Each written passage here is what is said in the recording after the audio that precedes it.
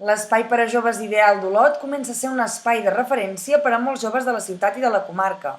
Mar Roca, regidora de Joventut, ha fet una valoració molt positiva de la dinamització que ha agafat des de la seva obertura.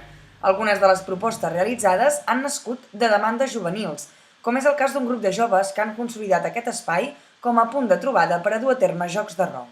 Fem una bona valoració, que durant aquests 8 mesos hi ha hagut 2.200 usos. Això no vol dir que siguin persones diferents els que hagin passat, però les persones que han utilitzat l'espai són 2.200 persones, per tant en fem una bona valoració, amb una mitjana de 350 mensuals, que també és un bon número.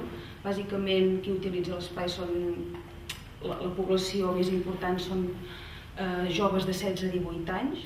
Els joves ho han utilitzat molt com a aula d'estudi durant la setmana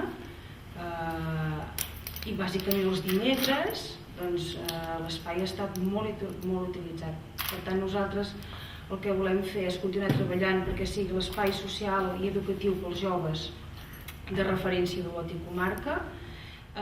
Mar Roca ha agraït especialment la col·laboració de la Fundació Catalunya La Pedrera.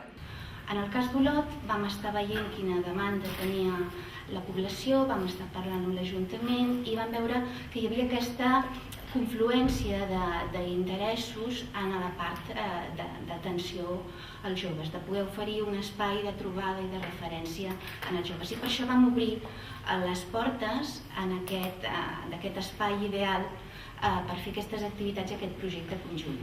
Ara, durant el juliol, estarà obert, els matins i les tardes, tindrem tancat del 5 al 25 d'agost i de cares al curs vinent obrirem el 2 de setembre, ja amb el nou horari que deia la Mar, dels dilluns a dissabtes de 4 a 8 de la tarda.